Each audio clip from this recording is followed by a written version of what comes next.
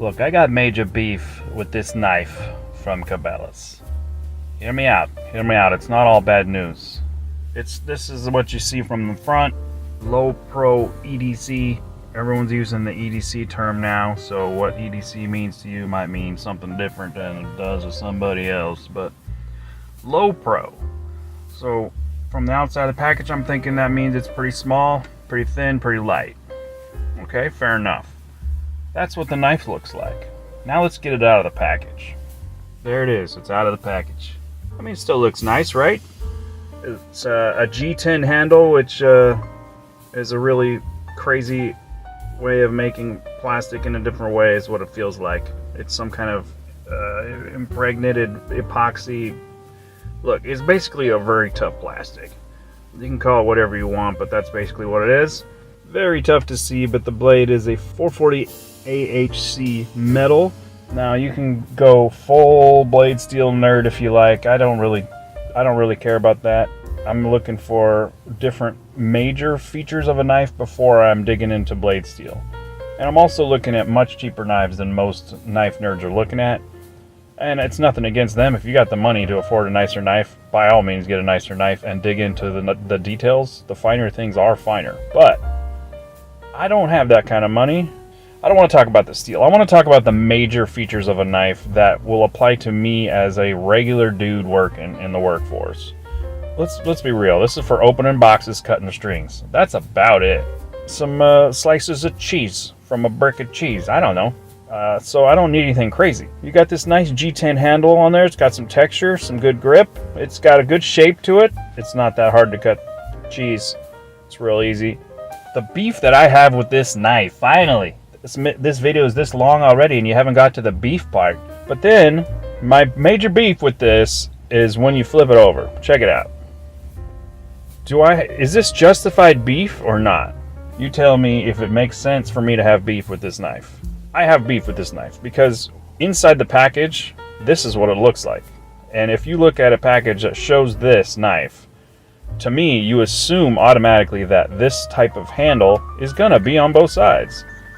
There's nothing on the packaging anywhere that says, oh yeah, by the way, the back looks completely unfinished and it looks like it's missing a handle. Well, that's just Low Pro, that's how they are. We're trying to save some weight, blah, blah, blah. You put this on the front, you should expect it to be fully complete on the back. And now that the beef part is out of the way, the major beef, I do have ground beef with another part of this, which is if you put this to the side, this G10 handle is the only support on that side of the knife. So if I were to take my multi-tool and squeeze on this handle a little bit, you'd see it flex because there is no metal backing. It's just the G10 handle, which the G10 is very strong. It's not really a problem, more of a preference, I guess.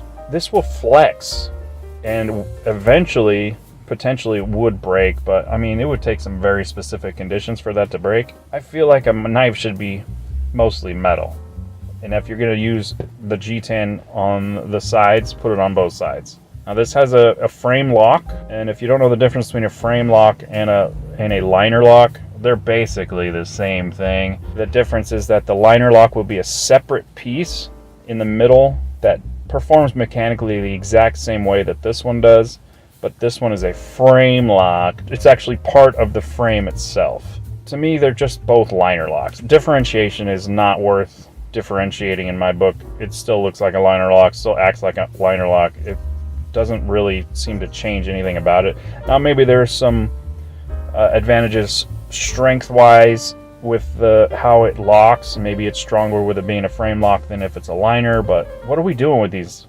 Like I said, boxes, strings, cheese. We're not trying to lift Thor's hammer with this thing. Now, it does have a bearing in here in the hinge, which is nice.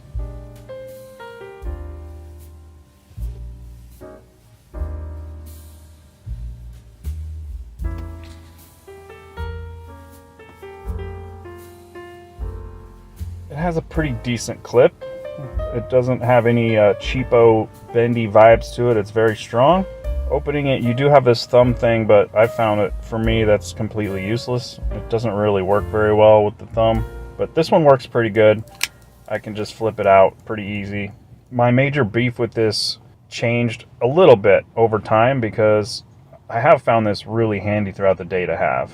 Now there is one more minor beef that I would bring up. It's definitely a personal preference, and it's a little strange, but this blade angle is 17 degrees, which is very thin for a blade. It's almost, I mean, it's just too thin for me. I'd rather it was around 20. I feel like 20 is about the standard, but who cares? This is a $40 knife.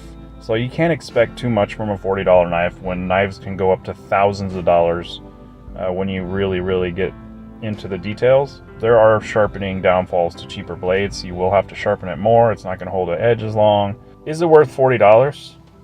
Yeah, it's probably worth $40, and it's a decent everyday carry blade. I haven't quite wrapped my head around this. Do I like it or not?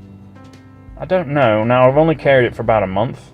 I'll carry it a little longer, and maybe I'll have a different opinion of it. It's small, it's thin, it weighs nothing. If that's what you're concerned with, you might have some issues with stuff. See, there's nothing blocking this frame and the interior of this knife from pocket lint, dirt, whatever else you're exposing your blades to. So that is a bit of a downfall as well.